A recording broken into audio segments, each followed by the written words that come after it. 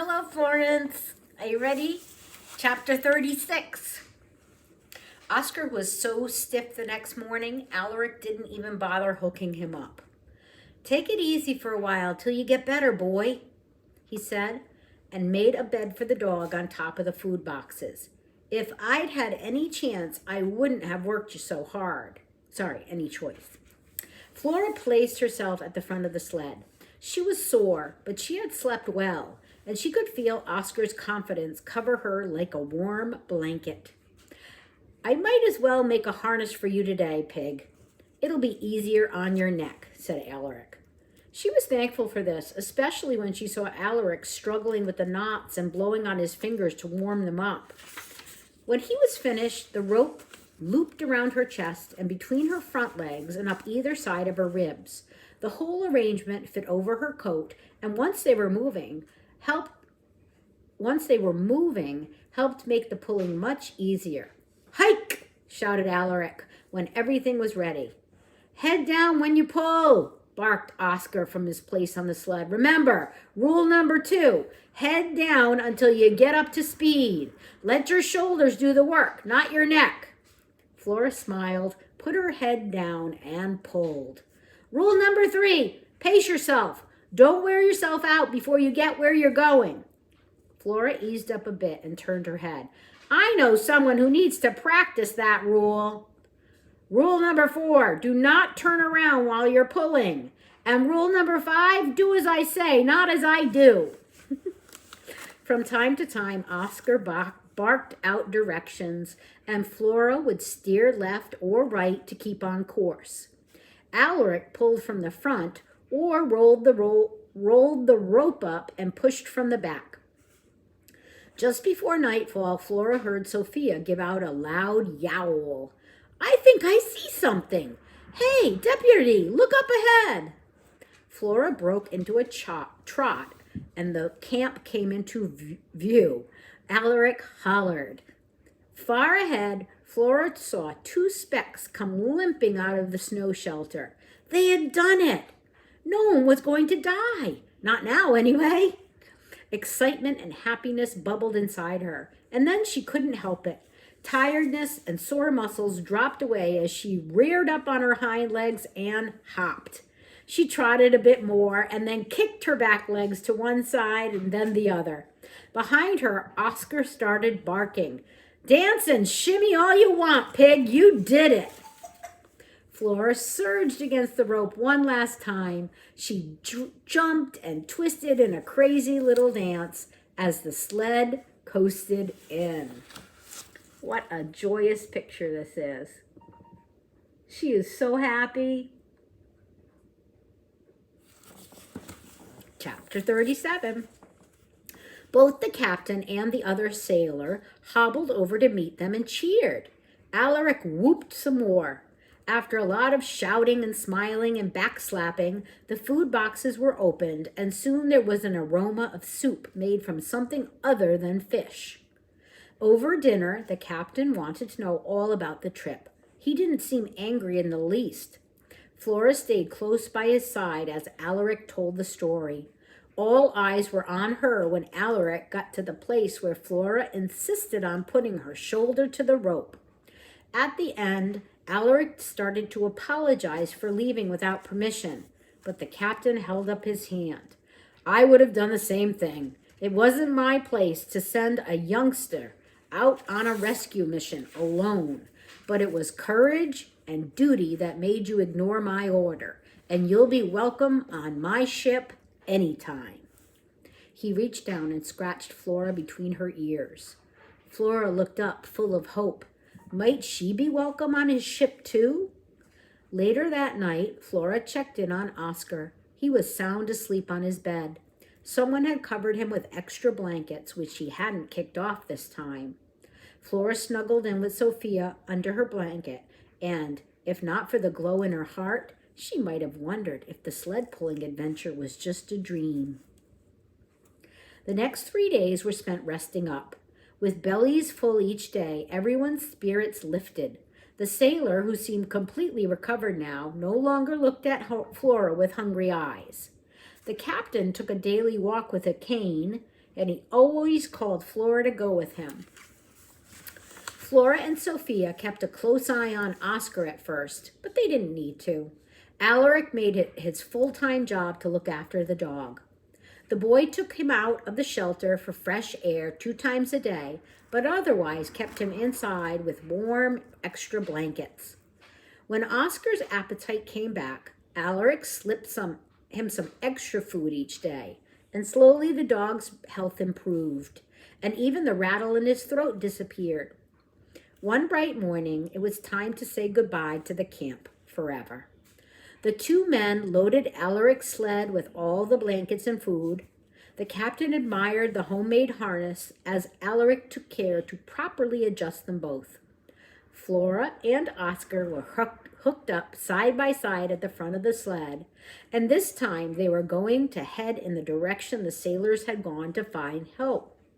Remember what I told you? Oscar couldn't hide his excitement at being in the harness again. He practically vibrated with energy. Let me see. Flora pretended to be deep in thought. Rule number 1, get enough sleep. Rule number 2, pull with your shoulders and not your neck. Rule 3, remember that dogs have way too many rules. Sophia laughed from where she was sitting on top of the load. Rule number 66, Oscar grinned. You can never have too many rules. Everyone ready? The captain called. The 2 men and Alaric placed their hands on the sled to help push the heavy load. Move out! Flora and Oscar put their shoulders into their harnesses and pulled.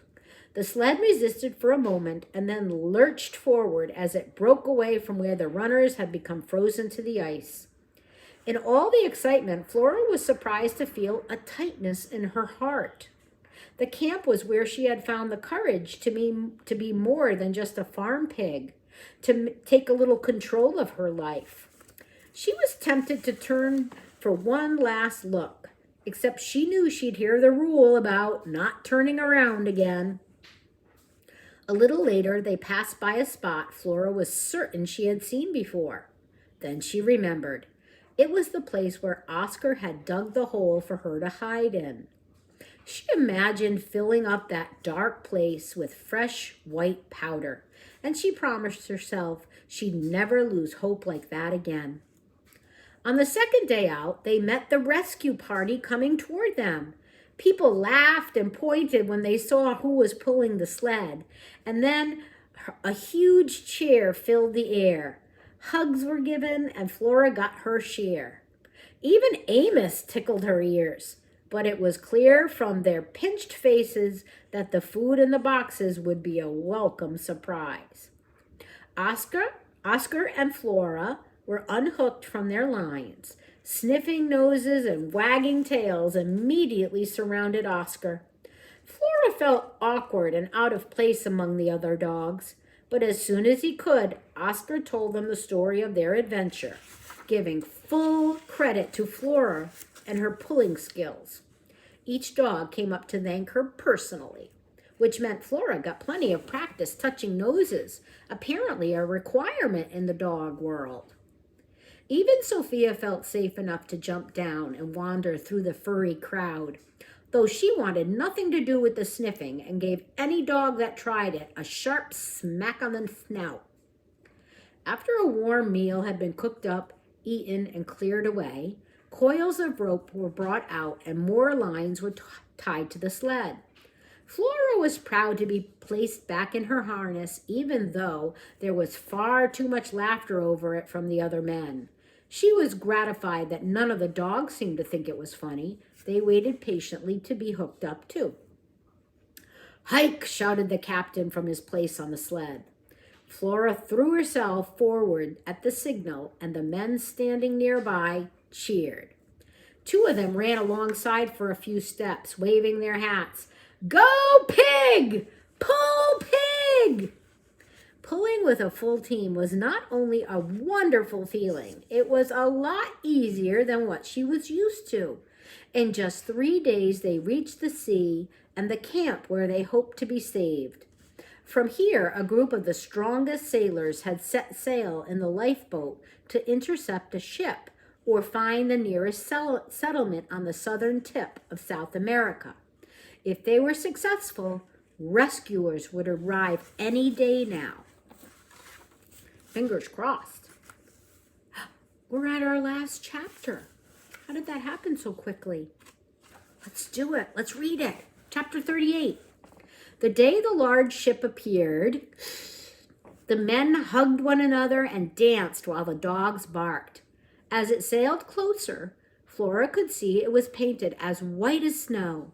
She watched with the others until she could make out its name written in tall red letters, The Undefeated. It dropped anchor, and a lifeboat was lowered into the water. As soon as the men in the boat stepped onto the ice, there was another round of hugging among comrades.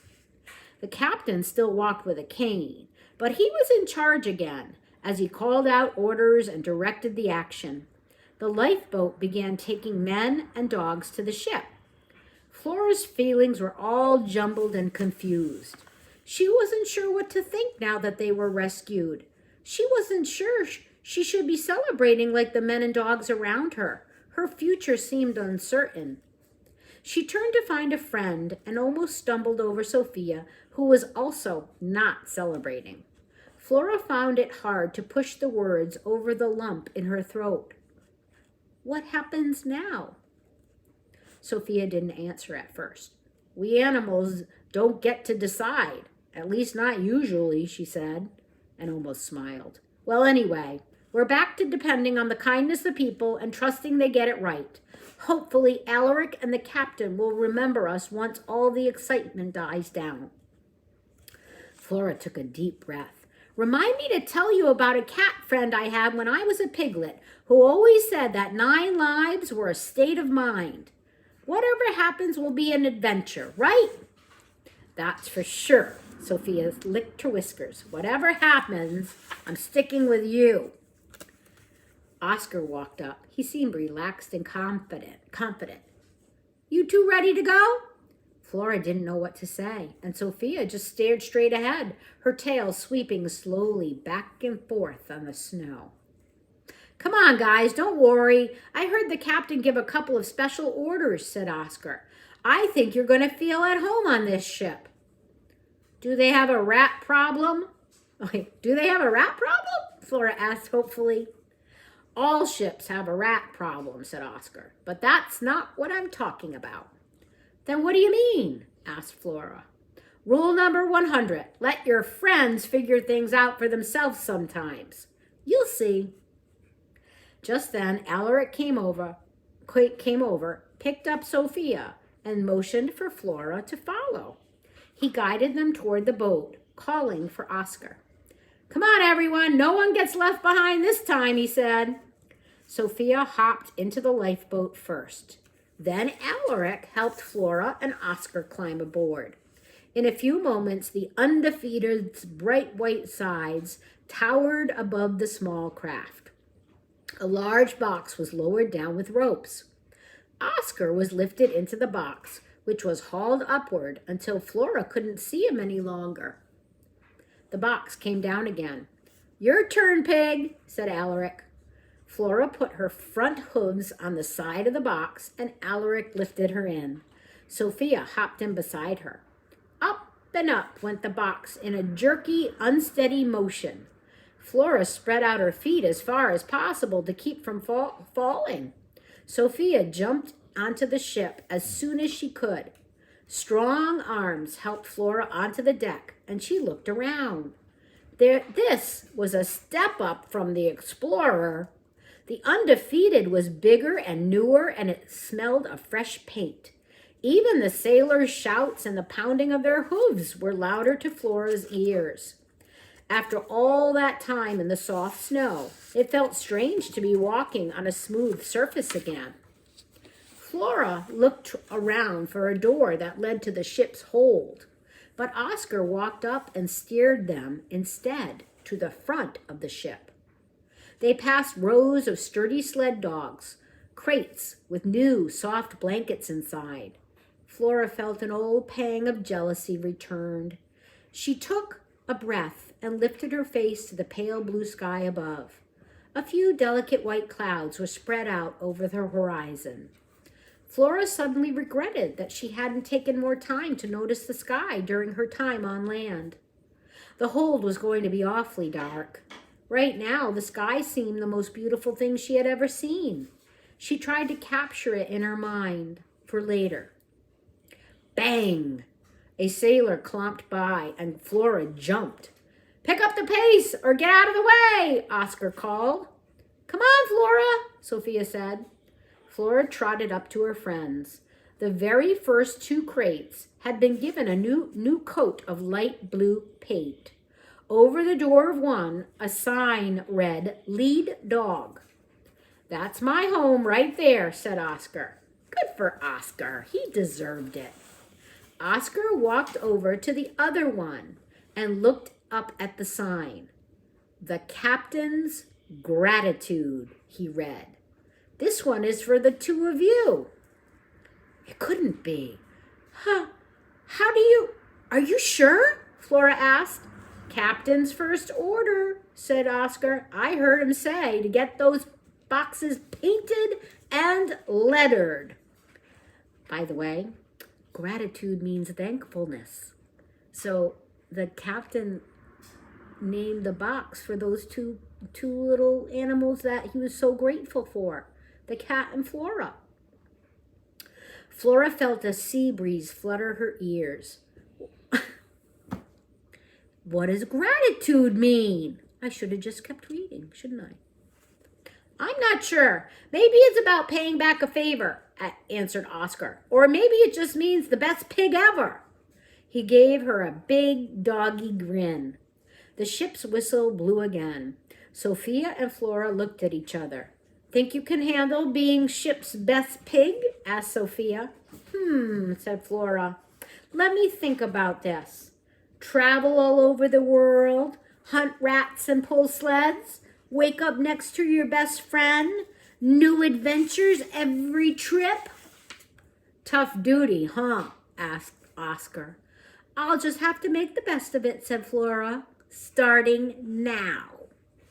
As the ship picked up speed, Flora walked to the tip of the bow and put her feet on the railing, facing the wind and all her adventures to come. What a great ending. I'm so happy for her and her friends. I'm wondering what kind of adventures they'll have next. I hope you loved your birthday book. I certainly loved reading it to you. And I look forward to many, many more in the future. Happy 6th birthday, my special girl. I love you. Mwah! And here's some more for your family, of course. Mwah.